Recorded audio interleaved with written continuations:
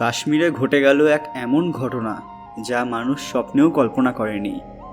প্রথম থেকেই এই জায়গাকে নিয়ে জাতি, বর্ণ, ধর্ম নির্বিশেষে সংঘাত লেগেই থাকত।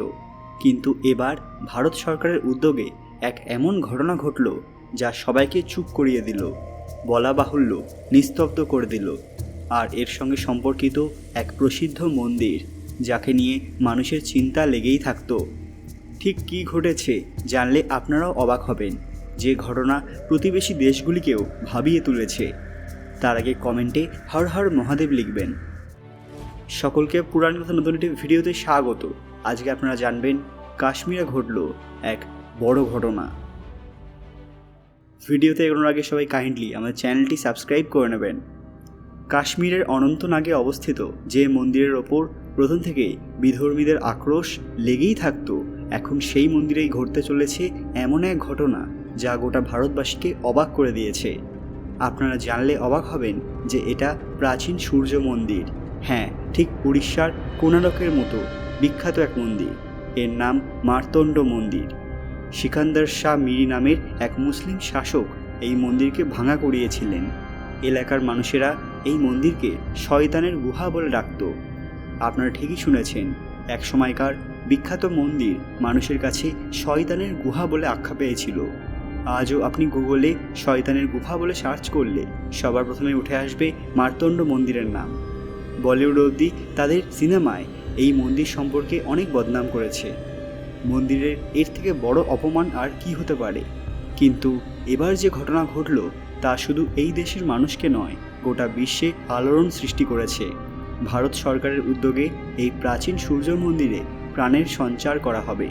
সরকার ঠিক করেছে যে অনন্তনাগে অবস্থিত মার্তণ্ড সূর্য মন্দিরের জন্য উদ্ধার কার্য করা হবে।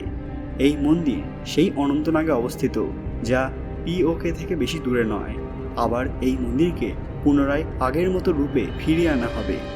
বলা হচ্ছে যে আগেকার সময়ে এই মন্দির এতটাই সুন্দর ছিল যে এর চর্চা শুধু ভারতে নয়, গোটা বিশ্বজুড়ে করা হতো। কিন্তু অনেক মানুষ এই সৌন্দর্য মেনে নিতে পারেনি। তারা এই মন্দিরের স্তম্ভ এবং দেওয়ালগুলি ভেঙে ফেলে। শত শত বছর ধরে হিন্দুদের প্রবেশ করতে দেওয়া হয়নি। মন্দিরকে বারংবার অপমান করা হয়েছে। কিন্তু এবারে এই মন্দিরকে দেখে বিধর্মী মানুষেরা আর কোনো কথা বলতে পারবে না। আপনারা জানলে অবাক হবেন যে ভারত সরকার কাশ্মীরে অবস্থিত বিভিন্ন প্রাচীন মন্দিরগুলিকে রক্ষা করা এবং সেগুলিকে পুনর্স্থাপিত করার দায়িত্ব নিয়েছে। এই অভিযান শুরু হবে মার্তণ্ড সূর্য মন্দিরকে দিয়ে। উড়িষ্যার কোণারক এবং গুজরাটের মোঢেরা মন্দিরের মতো এই মন্দির ভগবান সূর্যের উদ্দেশ্যে সমর্পিত। রাম জন্মভূমির প্রাণ প্রতিষ্ঠার দিনও এই মন্দিরে অনেক অনুষ্ঠান করা হয়েছিল। বিভিন্ন কর্মকর্তারা এখানে এসে পূজা অর্চনাও করেছিলেন। শুধু তাই নয়, এখানে হনুমান চালিসা পাঠ করা হয়েছিল। পাকিস্তানের লোকেরা এই মন্দিরকে শয়তানের গুহা বলে বলে মজা নিতেন। কিন্তু এবার যে ঘটনা ঘটল তা দেখে সবাই নিস্তব্ধ হয়ে গেছে। মার্তণ্ড মন্দিরটি একটি মালভূমির ওপরে তৈরি করা হয়েছিল, যেখান থেকে সমগ্র কাশ্মীর উপত্যকাকে দেখা যায়। ধ্বংসাবশেষ সম্পর্কিত প্রত্নতাত্ত্বিক অনুসন্ধান থেকে বলা যেতে পারে এটি কাশ্মীরের স্থাপত্যের একটি চমৎকার নিদর্শন, যা গান্ধার, গুপ্ত এবং চৈনিক স্থাপত্যের রূপকে মিশ্রিত করেছিল।